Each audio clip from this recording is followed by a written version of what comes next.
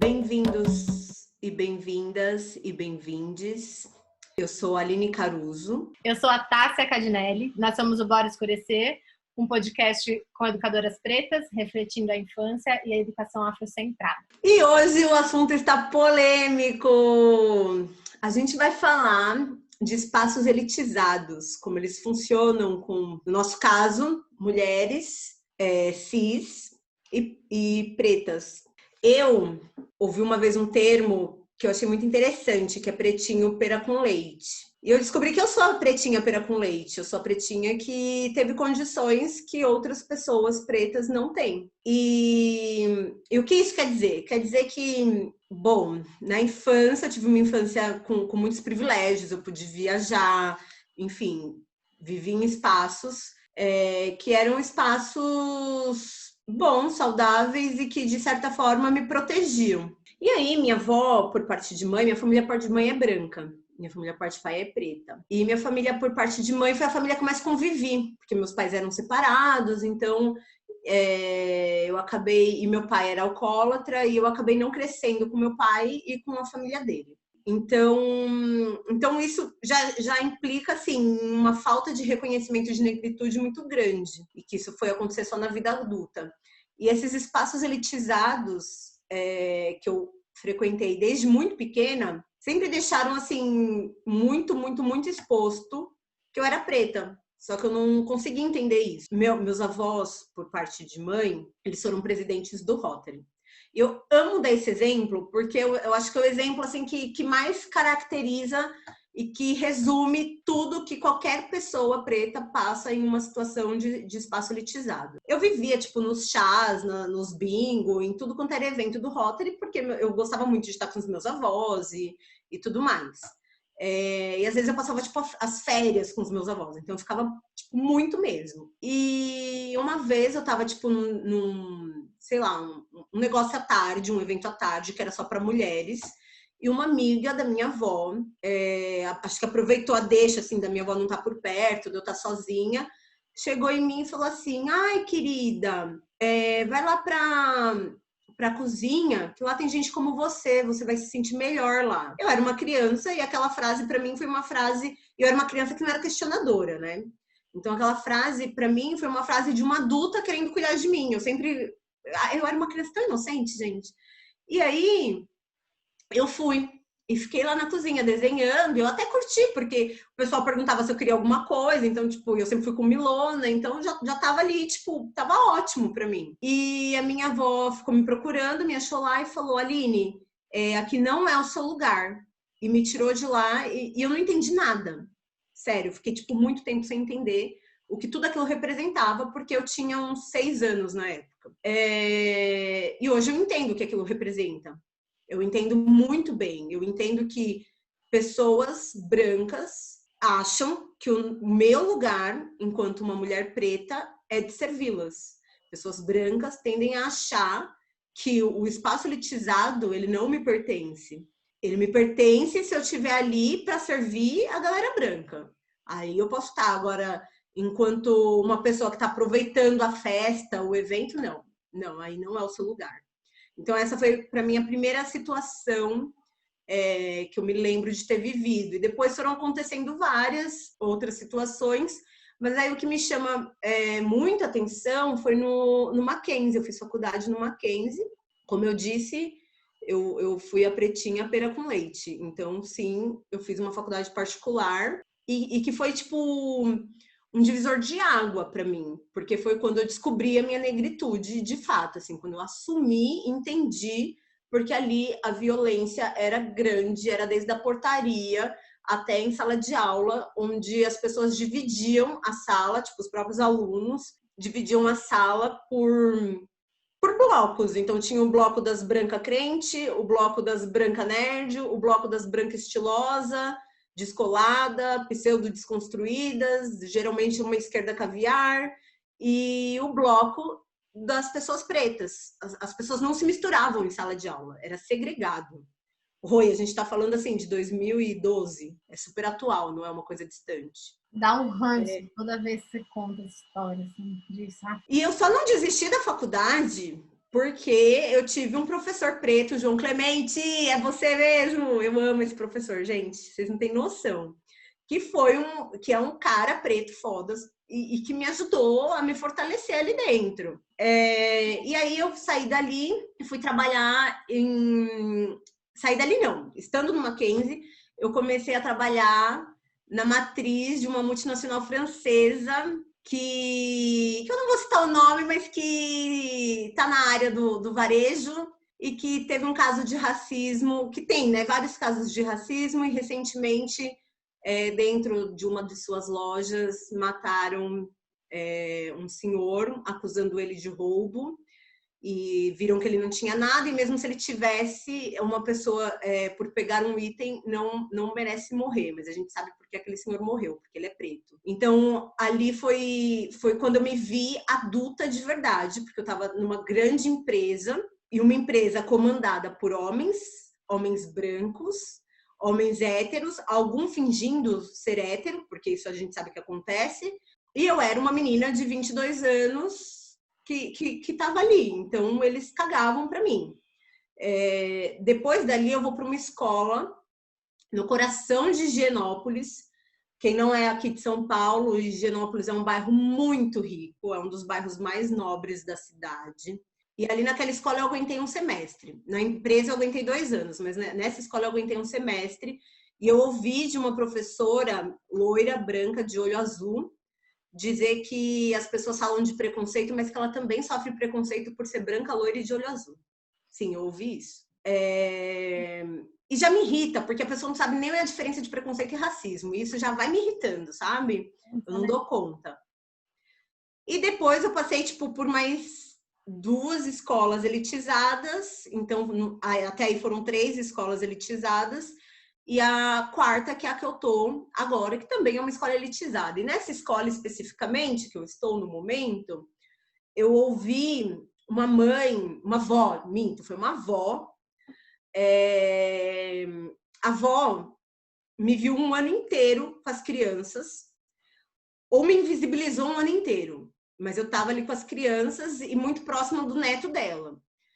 E aí, um dia, essa avó estava com uma fralda na mão e já tinha acabado o horário de aula, então já tinham tirado os lixos e tudo mais, e ela não sabia onde pôr aquela fralda e veio me entregando. E eu fiquei olhando para a cara dela, tipo, oi, o que você tá fazendo me dando uma fralda de cocô? Aí ela falou, ai, não, o que eu faço com isso? Falei, joga no lixo?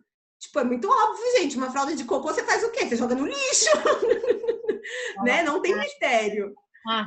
E essa avó olhou e falou assim, ai, você não é não, você é da faxina ou da cozinha? E eu falei, eu sou professora. E ela começou a gaguejar e falou, mas somos todos iguais. Claramente, para essa avó, não somos todos iguais. Claramente, para essa avó, existe uma diferença muito grande entre eu e ela, e essa diferença está na nossa cor de pele. E mais para frente, acho que no ano seguinte, nem foi naquele mesmo momento, assim, naquele mesmo ano, eu e a filha dessa aí, a mãe da criança, a gente teve uma briga muito grande. E depois ela quis conversar comigo de novo e me contou o quanto a vida dela de branca é sofrida.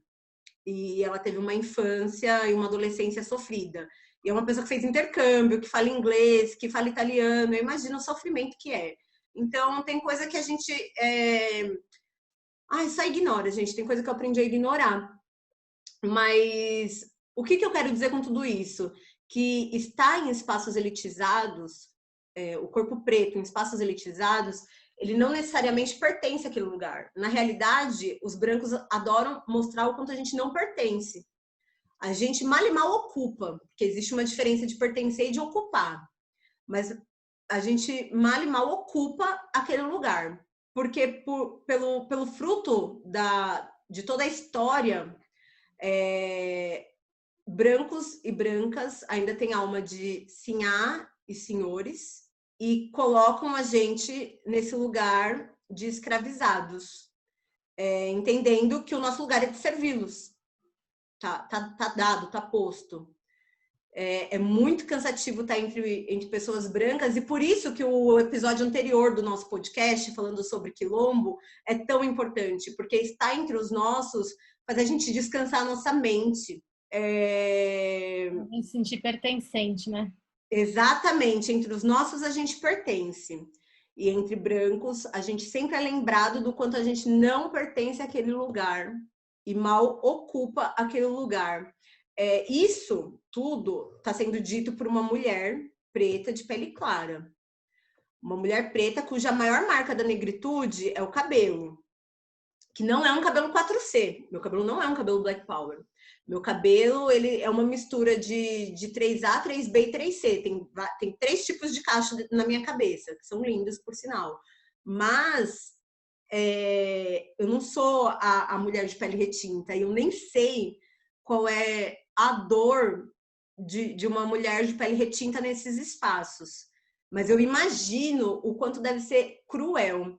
Uma vez eu ouvi a Nathalie Nelly falando do quanto o racismo ele é cruel, e se ele não te pega na entrada, ele te apunhala na saída. E essa é a verdade. Às vezes eu chego até um lugar e eu não sou pega na entrada, mas eu sou apunhalada pelas costas. E é isso que acontece comigo e com outras tantas mulheres e homens que têm a pele mais clara e que não deixam de ser preto, porque branco sabe muito bem quem é preto, gente. É incrível o quanto eles sabem quem é preto e quem não é. E o quanto eles conseguem, eles estão anos-luz à nossa frente nesse sentido. E eles sabem isso porque eles faziam o quê? Os seus ancestrais, né? Faziam o quê? Estupravam mulheres pretas, tinham filhos de pele clara, os famosos pardos e as famosas mulatas, que eles utilizavam também para estuprar e para procriar e para servi-los.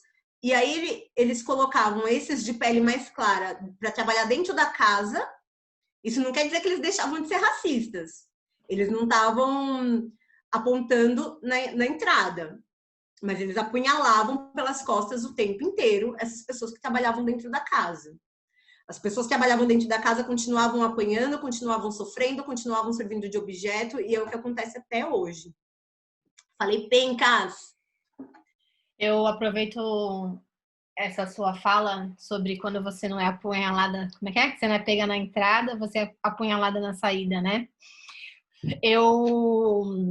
Bom, eu sempre troco com a Aline e com as meninas aqui do Bora, né? Sobre às vezes não sentir tanto o racismo, né?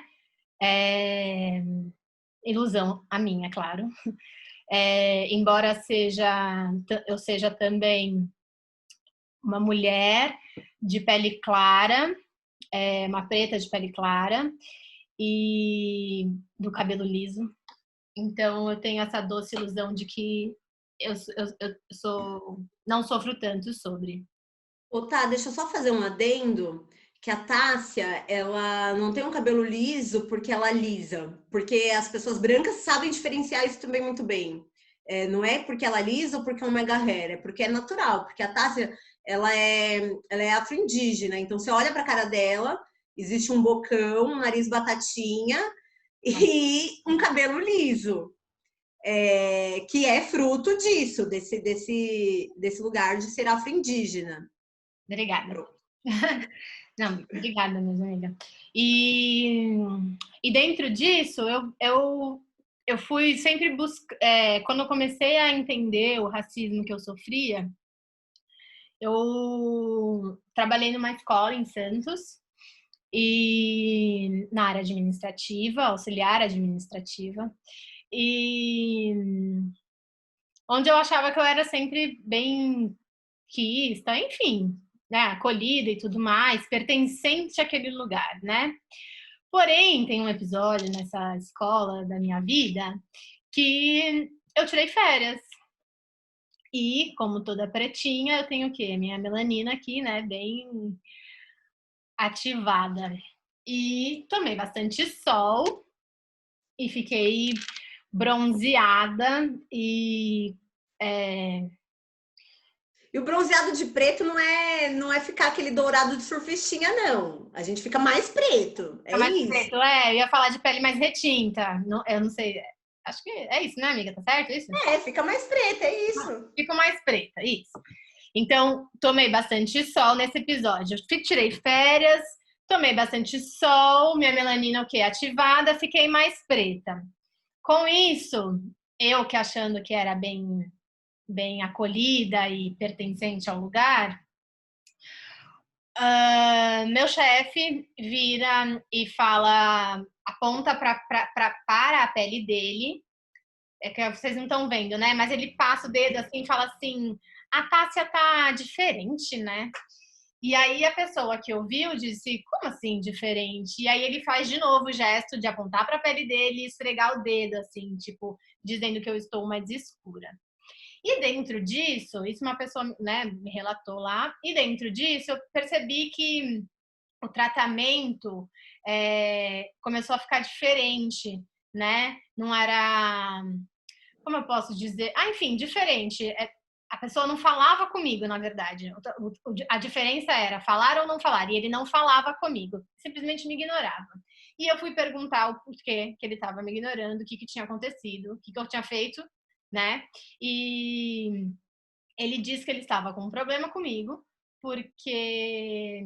mas que ele já tinha resolvido esse problema. E a resolução desse problema seria me dar férias no inverno e me deixar longe do sol. E aí foi o primeiro impacto que eu tive na vida e de consciência, né, de que eu estava sofrendo um racismo ali. Isso me fez, obviamente, ter todo um movimento de primeiro sair daquele lugar que não me pertencia e ocupar e lógico me veio a oportunidade de estar na escola que eu estou, mas também me veio um lugar de busca de porque eu sempre batia na tecla de que eu não sofria racismo. Não sei porque eu não sofri, porque eu não sofri, porque eu não sofri. E aí eu fui buscando dentro da minha memória, né, na cabeça aqui os episódios, se eu tinha sofrido ou não, né? E na adolescência eu tive um namorado branco, que o amigo dele, mais branco ainda, virava para ele e falava assim: nossa, até que você arrumou uma macaca bonita, né? Esse namorado da época, eu junto com outros amigos, ele olhava e falava assim: olha lá vem um navio negreiro. Então, eu fui começando a buscar dentro da minha cabeça e entender o quão de racismo eu já tinha sofrido, né? E, enfim, e fui reconhecendo essas ações nada legais de lembrar e de viver. E é doloroso falar disso, né? É. É doloroso, não é fácil. A gente fala engasgada, mas a gente fala porque a gente sabe que outras estão ouvindo a gente, que isso vai ser importante para elas, para saber, elas e eles, os homens e mulheres pretos e pretas que estão aí ouvindo a gente, para saber que vocês não estão sozinhos, que vocês não passam por essas situações sozinhos e que o espaço branco, ele é cruel com a gente. E nascer preto e rico não caia nessa ilusão, pretinho. Não caia nessa ilusão. Isso não vai te proteger. Isso não vai te proteger. Isso vai te proteger assim. A polícia te parou na BMW. Você está lá dirigindo sua BMW, porque sim, eu quero um monte de preto de BM, de Ferrari e de tudo mais. E aí a polícia te para sei lá, por algum motivo, porque eles arrumam um motivo, você vai parar na delegacia. O que vai te proteger é que você vai poder pagar um bom advogado. E vamos torcer para esse advogado ser bom, que é bom ser preto também, porque eu quero um monte de preto advogado também, é isso que eu torço. Mas ele não protege a gente.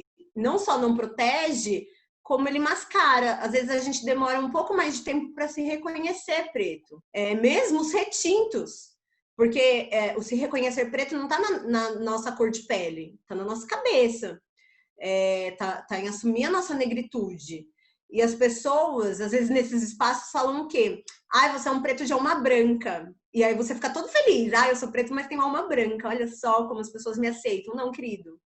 Ele não só não te aceita, como ele tá sendo muito escroto quem falou isso. Então, esses espaços brancos, elitizados, eles não te protegem. E nascer num berço aí rico não vai te proteger. Ele só vai retardar o seu processo. Essa é a verdade. Acho que abaladas, terminamos aqui. A gente tem uma dica, que é um livro da Angela Davis, um clássico, Mulher, Raça e Classe. É um clássico da Angela Davis e que é importantíssima a leitura, até para a gente entender como, para além de raça, a classe interfere muito, a classe social interfere muito. E se aprofundar nesse estudo, gente, isso é um clássico. Quem não leu tem que ler, é um clássico. Tem que ler Angela Davis, da mesma forma que tem que ler Lélia Gonzalez. Tem que ler os clássicos, tem que saber, tem que estar afiado. Da mesma forma, Fanon, tipo, pelo menos Pele Negra, Máscaras Brancas tem que ter lido. Então, bora escurecer. E para a gente escurecer, a gente precisa saber das coisas, a gente precisa estudar. Principalmente porque, assim, os brancos vêm e falam um monte de asneira. Mas ninguém pergunta para eles de onde eles tiraram aquela asneira. E a gente é sempre questionado, né? Ah, mas de onde você tirou isso? Não, mas isso, eu fiz uma pesquisa no Google e eu não encontrei isso. Como se o Google, né, também fosse tudo. Amor, vai ler, não se prende em Google. Até porque Google, se você for procurar, tipo, tô com dor no pé, no Google você tá com câncer. Tudo no Google é uma coisa muito, né? A gente tem que dar uma suspeitada. Então, bora escurecer com Angela Davis. Quem quiser me conhecer melhor nas redes sociais, eu sou @Aline Caruso, Aline com 2 L's. E lá eu dou tapa na cara. É isso. E quem quiser seguir a gente também no Instagram, Facebook, @Bora Escurecer. É isso. Um beijo. E boa escuta aí para vocês, galera.